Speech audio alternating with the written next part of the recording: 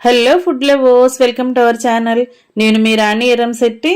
Friends, ఈరోజు పూర్ణాలు recipe చేసి చూపించబోతున్నాను. అంతకుముందు ఎప్పుడూ కూడా ఈ ప్రాసెస్తో మీరు పూర్ణాలు అనేవి చేసి ఉండరండి. చాలా సాఫ్ట్గా కమ్మగా ఉంటాయి.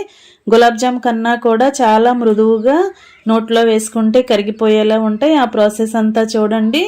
ఇంగ్రీడియంట్స్ అన్నీ కూడా మీ అందరికీ అర్థమవుతాయి. వీడియోని ఫస్ట్ నుంచి లాస్ట్ వరకు చూడండి. మధ్య మధ్యలో స్కిప్ చేయకుండా చూడండి. ఇంకా ప్రాసెస్ స్టార్ట్ చేద్దాం. 1 కప్పు నిండా వేరుశనగ పప్పులు తీసుకోండి. వీటిని బాగా డ్రై రోస్ట్ చేసుకోండి. మనం పప్పుల్ని ప్రెస్ చేసినట్లయితే ఇలా ఈజీగా పొట్టంతా కూడా ఓపెన్ అయిపోవాలి. ఈ విధంగా ప్రెస్ చేసుకుని పొట్టు తీసుకున్న పప్పుల్ని 1 కప్పు తీసుకోండి. అలాగే ఏ కప్పుతో పల్లీలు తీసుకుంటే అదే కప్పుతో 1/2 కప్పు బెల్లం తురుము తీసుకోండి. అలాగే 4-5 టేబుల్ స్పూన్లు తెల్ల నువ్వులు కూడా తీసుకోండి. ఇప్పుడు మిక్సీ జార్ తీసుకుని పల్లీలు మిక్సీ జార్లో వేసుకోండి. అలాగే తెల్ల నువ్వులు కూడా జార్లో వేసుకోండి. అలాగే తురిమి పెట్టుకున్న బెల్లాన్ని కూడా మిక్సీ జార్లో వేసుకుని 1 ఇలాచీ వేసుకోండి. మూత పెట్టుకుని దీనిని బరకగా గ్రైండ్ చేయండి. మరి ఒకేసారి ఎక్కువగా గ్రైండ్ చేయకుండా ఇలా బరకగా వచ్చేలా గ్రైండ్ చేయండి. మరి ముద్దలాగా కాకుండా పలుకులు పలుకులుగా రావాలి. ఈ విధంగా గ్రైండ్ చేసి తీసుకోండి. ఇప్పుడు ఇదంతా కూడా ఒక ప్లేట్లో పెట్టుకోండి. ఈ పొడంతా కూడా ప్లేట్లోకి వేసుకున్నాం కదా. ఇప్పుడు చేత్తోనే మనం కొంచెం కొంచెంగా పల్లీల పొడి తీసుకుంటూ చిన్న చిన్న ఉండలుగా చేసుకోండి. మనకి పూర్ణాలు అనేవి ఏ సైజులో కావాలో ఆ సైజులో బాల్స్ లాగా చేసుకోండి. ఇలా ఉండ చుట్టుకుని ఒక ప్లేట్లో పెట్టుకోండి. ఇదే విధంగా మిగిలిన పౌడర్ అంతా కూడా కొంచెం కొంచెంగా తీసుకుంటూ ఇలా పల్లీ బాల్స్ని రెడీ చేసుకుని ఒక గిన్నెలో పెట్టుకోండి. ఇలా మొత్తం కూడా రెడీ అయ్యాయి కదా. ఇప్పుడు నెక్స్ట్ ప్రాసెస్ చూద్దాం.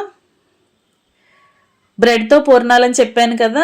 బ్రెడ్ స్లైసెస్ అండి, ఒక 7-8 అలా తీసుకోండి.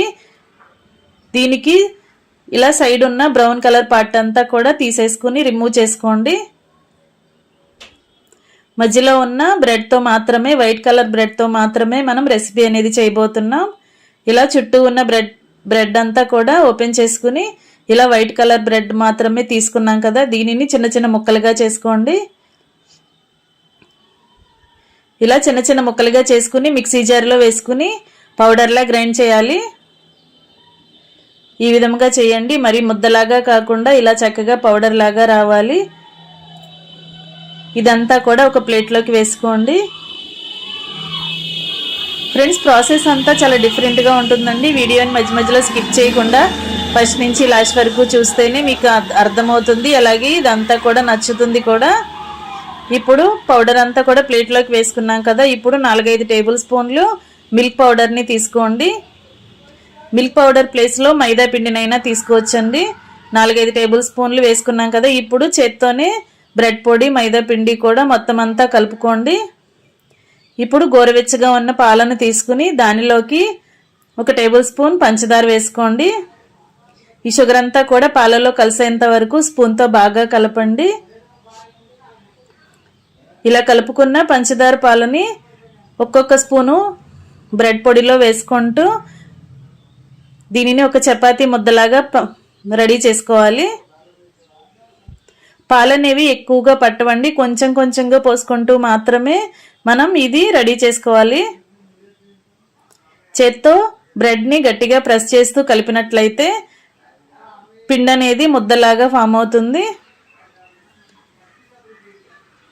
ఇలా గట్టిగా మనం నొక్కుతూ కలుపుకున్నామంటే ఇలా రెడీ అవుద్దండి. ఇలా చపాతీ ముద్దలాగా రెడీ చేసుకోండి.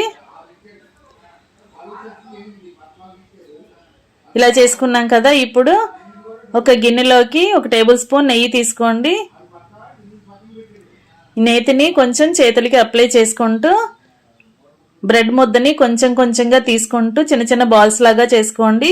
మనం పల్లీ బాల్స్ని ఎన్ని చేసుకున్నామో అదే విధంగా బ్రెడ్ ముద్దతో కూడా కరెక్ట్గా అన్ని బాల్స్ వచ్చేలా చేసుకోండి. ఈ విధంగా చేసుకున్నాం కదా. నెయ్యి అనేది ఎక్కువగా అప్లై చేయొద్దండి.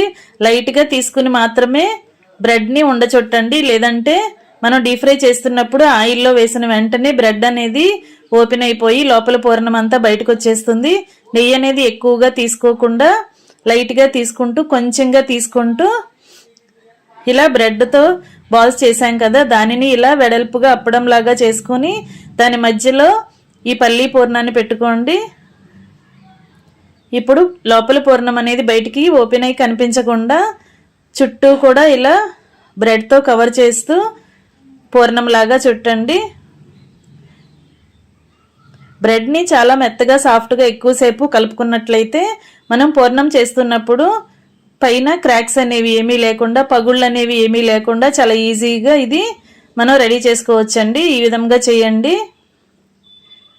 పాలు పోసుకుని బ్రెడ్ని కలుపుతున్నప్పుడు చేత్తో సాఫ్ట్గా కలపండి. అప్పుడు మనం పూర్ణం చేసుకునేటప్పుడు పైన ఈ క్రాక్స్ అనేవి ఏమీ లేకుండా చక్కగా మనం ఈజీగా ఈ పూర్ణాన్ని రెడీ చేసుకోవచ్చు.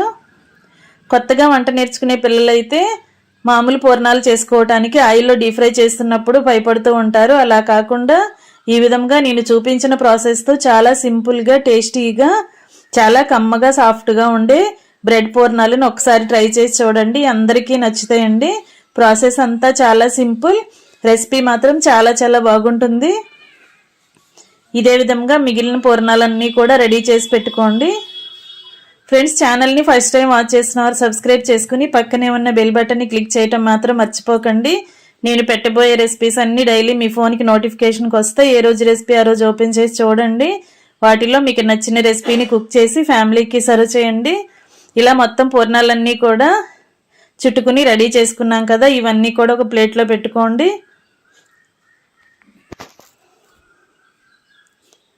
ఈ విధంగా పెట్టుకున్న తర్వాత స్టవ్ ఆన్ చేసి కళాయి పెట్టుకుని డీప్ ఫ్రైకి సరిపడా ఆయిల్ పోద్దాం.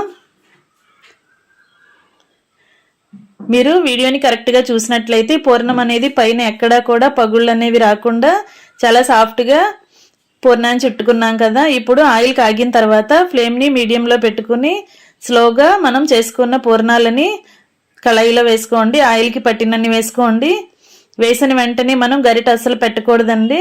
కొంచెం సేపు ఫ్రై అయ్యి కలర్ కొంచెం చేంజ్ అయిన తర్వాత మాత్రమే మనం గరిటతో వేరొక వైపుకి టర్న్ చేసుకోవాలి. ఇలా కొంచెం కలర్ చేంజ్ అయిన తర్వాత గరిటతో కొంచెం స్లోగా అటు ఇటు కలపండి. మామూలు పూర్ణాలు చేసుకున్నట్లుగా గరిటతో స్పీడ్గా కలిపామంటే బ్రెడ్ అంతా కూడా ఓపెన్ అయిపోయి ఆయిల్లోకి పూర్ణం అనేది, లోపల పూర్ణం అనేది ఆయిల్లోకి వచ్చేస్తుంది. స్లోగా మాత్రమే వీటిని డీప్ ఫ్రై చేయండి. ఈ విధంగా కరెక్ట్గా ఫ్రై అయిన తర్వాత ఆయిల్ నుండి తీసేసుకుందాం. మరీ ఎక్కువగా ఫ్రై అవ్వాల్సిన పని లేదండి. కొంచెం కలర్ చేంజ్ అయిన తర్వాత వెంటనే ఆయిల్ నుండి తీసేసుకోండి. మరీ ముదురు కలర్లోకి రావాల్సిన పని లేదు. ఈ విధంగా ఫ్రై అయిన తర్వాత ఆయిల్ నుండి తీసేసుకోండి. ఇదే విధంగా మనం రెడీ చేసి పెట్టుకున్న పూర్ణాలన్నీ కూడా బ్యాచెస్ వైజ్గా కొన్ని కొన్ని వేసుకుంటూ డీప్ ఫ్రై చేసుకోండి.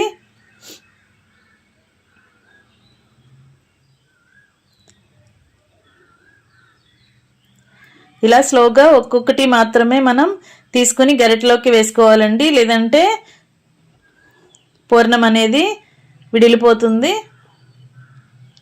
ఓపెన్ అయిపోతుంది. ఈ విధంగా ఆయిల్ నుండి తీసేసుకున్నాం కదా. చాలా కమ్మగా, టేస్టీగా, సాఫ్ట్గా ఉండే బ్రెడ్ బూరెలు రెడీ అయిపోయాయి.